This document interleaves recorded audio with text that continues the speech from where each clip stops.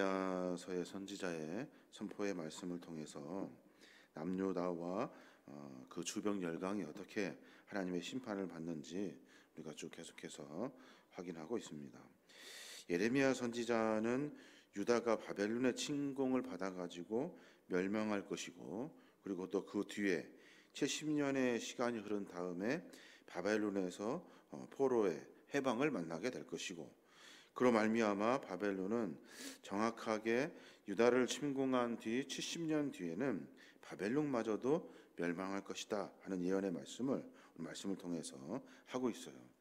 오늘 예레미야가 지금 말하고 있는 이 설교의 말씀을 한 그 시기가 느부갓네살 바벨론 왕의 그 느부갓네살 왕의 그 원년 BC 605년이에요. 그러니까 최고 전성기를 이루었을 때, 그때가 언제냐면 아수르와 애굽이 연합하여서 그 바벨론을 침공했을 때, 그때예요.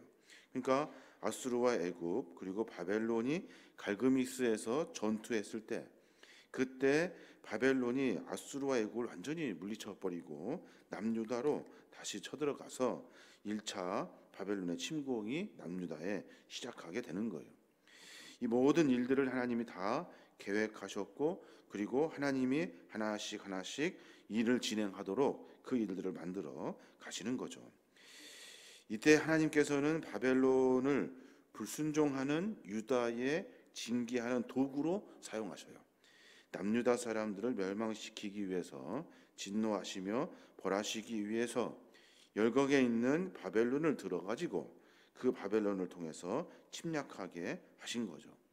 이 느부갓네살 왕이 얼마나 참 여러 가지로 기만하고 호전적이고 폐역한 왕이냐면, 사람들이 느부갓네살 왕을 뭐라고 말하냐면 반신반인 이렇게 말했대요. 그가 하는 일들마다 잘 돼요. 그리고 하는 일들마다 기가 막히다는 거죠. 그리고 마치 신처럼 모든 일들이 전부 다 자기의 계획대로 이루어져요. 그 사람들이 그 바벨론의 멸망 다음에 400년의 노예 생활을 했던 그 바벨론이 다시 느부갓네살 왕을 통해서 신바벨론이라는 나라를 재건할 만큼 이 느부갓네살 왕의 기세가 보통이 아니더라는 거예요. 그러니까 나라가 이제 완전히 반듯하게 세워질 만큼, 열국을 다 점령하여서 느부갓네살 왕의 통치 아래 놓을 만큼 그 왕이 그렇게 대단했다는 거예요. 사람들이 반신반인이다 라고 말할 만큼 느부갓네살 왕의 힘이 너무나 컸다는 거예요. 근데 하나님은 그 힘, 그 대단했던 그 폭군과도 같은 느부갓네살 왕도 하나님의 심판의 대상이 되다는 것을 우리가 분명히 알아야 하죠.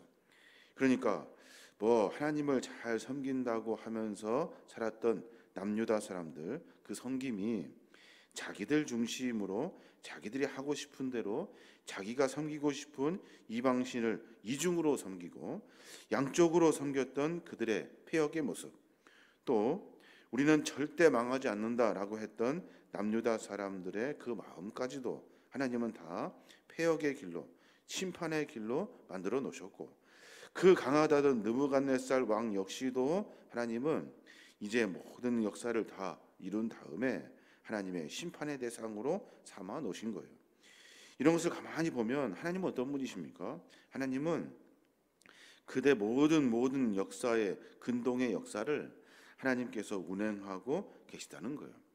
문제는 뭐냐면 잘 나가던 나라든 잘 나가던 백성이든 그 왕이든 이 모든 일들 가운데 하나님의 심판의 대상이 되었다는 거예요. 왜 잘 가다가 이렇게 심판의 대상이 되는가? 잘 하여서 그냥 흥하여서 계속해서 열국을 이뤄가면 좋을 것인데 왜 나라들이 가다가 다 멸망하고 심판의 대상이 되는가 하는 이야기들을 우리가 한번 깊이 고민해 볼 필요가 있어요. 그러니까 유다를 비롯해서 열국의 나라들이 왜 하나님의 심판을 만나게 되는가? 그 이유가 도대체 무엇인가? 오늘 예레미야서의 설교를 통해서 세 가지를 분명히 찾아갈 수 있어요. 우리도 마찬가지죠. 잘 된다고 할 때, 뭔가 평안하다고 할 때, 안정적으로 잘 되고 있다고 할 때, 그때 그 순간에 우리 안에 하나님의 진노를 만날 일들이 일어나기 시작한다는 거예요. 그 일들이 일어나기 시작하면 우리도 잘나고 있어도 아무리 흥하여도 하나님의 진노와 심판을 피할 수 없다는 거예요. 그 세 가지가 뭐냐면, 첫째는 남유다 이스라엘 백성들에게 예레미야가 그렇게 선포했던 불순종에 관련된 이야기예요. 불순종. 너희들은 하나님의 말씀을 듣지 않았다는 거예요. 우리가 지난번에 봤던 본문입니다만 예레미야 25장 4절에 보면 그렇게 말해요. 그러므로 여호와께서 그의 모든 종 선지자를 너희에게 끊임없이 보내셨으나 너희가 순종하지 아니하며 귀를 기울여 듣지도 아니하였도다. 그래요. 우리는 잘 되고 있습니다. 흥하고 있습니다. 우리는 아무 문제 없습니다. 라고 말할 때 하나님은 선지자들을 통해서 그들의 문제를 계속해서 지적하고 돌아올 수 있도록 하셨다는 거예요. 그런데 이스라엘 백성 남유다 사람들은 모두가 다 평안하다, 평안하다, 괜찮다, 괜찮다 말하면서 하나님의 말씀을 듣지 않았다는 거예요. 예레미야 선지자만 해도 그가 사역을 시작한 지 23년 동안 그 일을 계속해서 반복해요. 예레미야 선지자가 직접 그 바벨론에 의해서 남유다가 멸망하는 광경을 보고도 그 후에 18년 동안 계속 그곳에 남아서 그 일들을 감당하는데도 이스라엘 백성 사람들은 듣지를 않았다는 거예요. 왜 그럴까요? 왜냐하면 자기 마음의 완악함이 자기를 지배하고 있기 때문에 그래요. 신앙도 마찬가지고 믿음도 마찬가지도 신앙의 삶의 모습도 마찬가지예요. 우리는 늘 어디에 조명하고 있어야 되냐면 내 평안과 안위가 아니라 하나님의 말씀에 내가 지금 현재 순종하고 있는가, 하나님의 뜻에 따라 내가 삶을 살아가고 있는가 하는 고민이 우리 안에 분명히 있어야 하는 거예요. 평안이고 안전이고 그리고 형통이 문제가 아니라 내가 하나님의 뜻 안에 살고 있는가 하는 것을 깊이 고민해 봐야 한다는 거예요. 이스라엘 백성들 선지자를 통해서 잘못된 것들을 경고할 때 그들은 그 말을 듣지를 않았다는 거예요. 지금 뭐가 문제인데, 우리가 지금 모든 것이 잘 되고 있는데 무엇이 문제인데 왜 자꾸 이렇게 지적하는 거야? 라고 하면서 싫어했다는 거예요. 하나님의 뜻이 다른 곳에 있음에도 불구하고 자기들의 마음과 생각이 굳어졌기 때문에 그래요. 하나님은 어떤 분이십니까? 왜 이렇게 불순종하고 있는 남유다 이스라엘 백성들에게 계속해서 선지자들을 보내어 파견하여서 말씀을 선포하게 하시냐는 거예요. 하나님은 어떤 분이셔요? 하나님은 한 사람이라도 더 회개하여 돌아오기를 원하시는 것이 하나님의 마음이에요. 그러니까 계속해서 수십 년 동안 모든 일들 가운데 하나님은 계속해서 말씀하고 계셔요. 그런데 인간은 수없는 시간 동안 수없는 말씀 속에서의 경고의 말씀을 듣지를 않으려고 한다는 거예요. 이게 인간의 완악한 마음이에요. 멸망하는 이유가 뭐예요? 남유다뿐만 아니라 이방 열국이 어제 우리가 봤습니다마는 술잔에 잔을 돌려 먹듯이 다 하나씩 하나씩 쓰러지는 이유가 뭐냐는 거예요. 자기가 괜찮다, 안전하다, 자기 체면이라고 할까요? 자기의 어떤 그런 고집과 아집 때문에 하나님의 경고의 말씀을 들으려 하지 않는 불순종의 마음 때문에 망해가는 거예요. 죽어가게 되는 거예요. 그러니까 늘 우리는 생각해야 돼요. 내가 지금 하고 있는 일 가운데 나의 안위와 평안이 아니라 나는 지금 현재 하나님의 말씀에 귀 기울이고 있는가, 내 삶을 말씀에 비추어 고쳐내며 삶을 살고 있는가 하는 것이 중요해요. 또 한 가지, 남유다가 멸망하는 이유가 뭐예요? 교만 때문에 그래요. 교만. 여러 번 말씀드렸습니다마는 하나님을 배반하는 남유다를 징계하기 위해서 하나님은 바벨론을 들어 사용하셔요.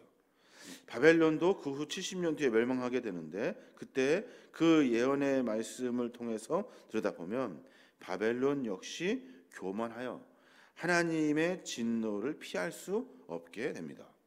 그러니까 여전히 우리는 안전해, 괜찮아, 평안해, 우리는 다 할 수 있어. 이 교만의 마음이 그들로 하여금 무너지게 하는 시작점이 된 거예요. 12절의 말씀에 보면 그런 말씀이 있어요.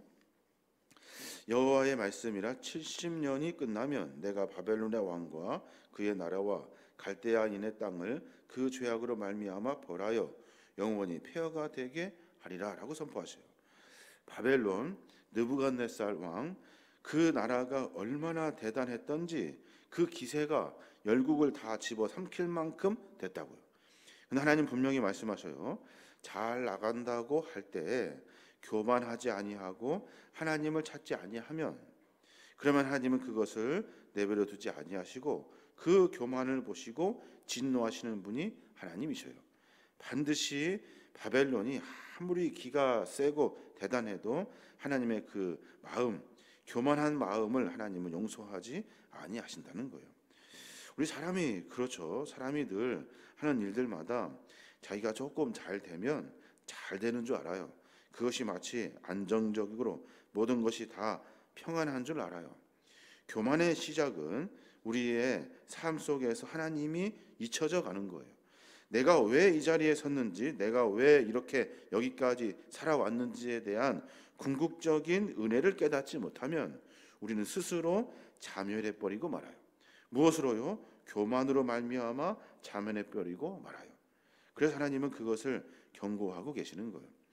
남유다 이스라엘 백성들, 자기들이 성전 지어놓고 평안하다 평안하다 할 때 그 많은 은혜를 다 잃어버리고 자기들이 돈이 있어서, 자기들이 실력이 있어서, 힘이 있어서 그 일을 이룬 줄 착각한다고요. 바벨론도 마찬가지. 구바벨론에서 멸망하여 400년 동안 포로 생활을 하고 있던 바벨론을 하나님이 다시 들어서 신바벨론의 제국을 세우게 하신 것도 다 잃어버리고 자기가 무슨 대단한 일을 하여서 신이나 된 것처럼 착각하여 교만한 모습이 하나님 보시기엔 진노의 대상이 되었던 거예요. 늘 우리의 삶의 모습을 깊이 점검해 봐야 합니다. 남유다와 열국이 멸망한 이유는 교만이에요. 내 안에 있는 나를 드러내고 싶은 마음, 그 마음이 결국에는 하나님의 심판을 면하지 못하게 된다는 거예요. 또 하나, 한 가지만 더 고민해 보면 왜 그들이 멸망하게 되었습니까? 왜냐하면 패역한 백성이기 때문에 그래요. 패역한 백성. 패역하다는 것이 뭐예요? 마땅히 해야 할 도리를 하지 않는 거예요. 자기들이 하나님의 백성이면 하나님을 섬기며 살아야 하는데, 하나님의 은혜를 만난 사람이면 하나님의 은혜에 감사하며 하나님과 함께 살아야 하는 것이 인간의 도리인데, 그 인간의 도리, 그 패역을 다 집어쳐버리고 패역의 백성의 삶을 살게 된다는 거예요. 그래서 하나님은 다른 여러 열국의 나라를 들어서 패역한 백성들, 마땅히 해야 할 도리를 하지 않는 당신의 백성들을 하나님께서 진노하시려고 작정하신 거예요. 우리가 해야 할 일이 뭡니까? 우리가 해야 할 일, 우리는 하나님의 백성으로 하나님의 은혜를 만나는 사람으로서 하나님을 섬기는 것이 우리가 해야 할 일인 거예요. 당연한 일인데 그 일을 하지 않아요. 여전히 자기가 잘났다고 말하며 하나님이 내 안에 내 삶을 이끌어 가시는 주체임에도 불구하고 그 은혜를 잃어버리고 자기가 주체인 것처럼 자기가 주인인 줄 알고 착각하며 산다고요. 그러면서 섬기는 것이 뭐예요? 내가 좋은 것, 내가 보기에 좋고 내가 누릴 수 있는 것, 내 중심의 것을 섬기며 살아요. 그러니까 이스라엘 백성들이 하나님이 아니라 이방신을 섬기며 사는 거예요. 하나님이 그것을 패역이다라고 말씀하고 계시는 거예요. 통치자들도 마찬가지예요. 오늘 34절에 보면 너희 목자들아 외쳐 애곡하라 그래요. 왜 목자들 보고 외쳐 애곡하라 하셨을까요? 너희 양떼 인도자들아 잿더미에서 둥그러라. 이는 너희가 도살당할 날과 흩음을 당할 기한이 찼음인즉 너희가 귀한 그릇이 떨어짐같이 될 것이라 라고 선포해요. 목자들, 인도자들, 지도자들, 너희들이 해야 할 일을 잃어버렸다는 거예요. 해야 할 일을 잃어버리고 패역의 백성들을 만들어 버렸다는 거예요. 그래서 하나님은 모두가 다 멸망할 수 있는 길을 하나님께서 계획하고 만들어 놓으신 거예요. 하나님은 어떤 분이십니까? 하나님은 진노하시는 분, 멸망시키시는 분, 화내시는 분, 하나님은 그래서 많은 사람들을 다 쓸어버리시는 분, 그런 분이 아니시죠. 하나님은 우리의 완악함을 보시고 그 완악한 마음을 다시 돌이키게 하시는 분이 하나님이셔요. 수많은 방법을 이용하시고 많은 긴 시간을 활용하시고 수많은 선지자들을 들어서 사용함으로 말미암아 돌이키게 하시는 분이 하나님이셔요. 문제는 뭐예요? 우리 안에 있는 불순종, 교만, 패역의 마음이 하나님의 그 마음을 깨닫지 못한다는 거예요. 그래서 결국에는 망해버리고 마는 멸망이 되는 겁니다. 남유다 사람들 여러분 아시는 것처럼 바벨론의 1차, 2차, 3차의 침략을 통해서 완전히 다 멸망합니다. 1차 때는 똑똑한 사람들 다 잡아가고 2차 때는 기술 있는 사람들 다 잡아가고 3차 때는 남아서 힘이 없는 사람들을 그 자리에서 그냥 다 죽여버려요. 하나님은 그들을 통해서 일하시고자 하시는데 하나님은 돌이킨 백성들을 다시 찾아 당신의 백성을 세우시려고 하시는 분이 하나님이셔요. 바벨론에 끌고 가서 어려운 상황 가운데서도 70년의 시간이 지난 다음에 하나님을 끝까지 붙들고 섬기는 사람들을 통해서 하나님 나라를 다시 이루어 가신다는 거예요. 이게 하나님의 방법인 겁니다. 우리의 삶의 모습을 한번 깊이 점검해 볼 필요가 있습니다. 오늘 묵상하면서 그런 마음이 들어요. 내 안에 하나님을 섬기고 있는데 하나님을 향한 불순종의 마음이 무엇인가? 내가 하나님을 섬기고 살아가고 있는데 내 안에 교만의 마음은 무엇인가? 또 당연히 해야 할 일들을 하지 않는 패역의 모습은 또 무엇인가 하는 것을 점검해 보게 됩니다. 우리 인간의 삶의 모습을 점검하고 또 점검하여서 우리의 궁극적인 목적은 내가 세상의 기준으로 잘 되는 것이 아니에요. 그것이 우리의 삶의 기준이 되어서는 안 돼요. 세상에서 잘 되는 방법은 참 여러 가지 일들로 패역한 것밖에 없죠. 우리의 궁극적인 목적은 하나님의 뜻을 우리의 삶 속에 이루어내는 거예요. 나를 통해서 하나님이 드러나고 내 삶의 사역을 통해서 하나님의 일을 감당하고 내가 원하는 일이 곧 하나님이 원하는 길이 될 수 있도록 늘 주님을 묵상하며 삶을 사는 것, 이게 바로 신앙의 궁극적인 목적이 되어야 합니다.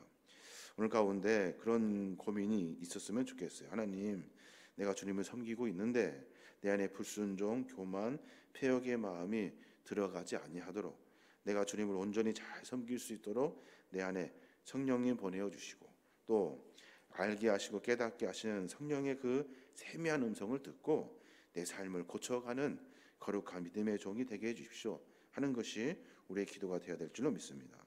오늘 하루 가운데 그런 고민으로 말미암아 남유다 이스라엘 백성들 그리고 바벨론을 비롯한 열국에 그냥 그런가 보다 하고 넘어가는 역사의 이야기가 아니라 그 이야기가 곧 나의 이야기임을 깊이 깨닫고 다시 돌이켜 하나님이 그렇게 수고하지 아니하시도록 하나님이 시간을 낭비하지 아니하시도록 즉각적으로 돌이켜 하나님의 백성으로 귀한 삶을 살아야 될 줄로 믿습니다.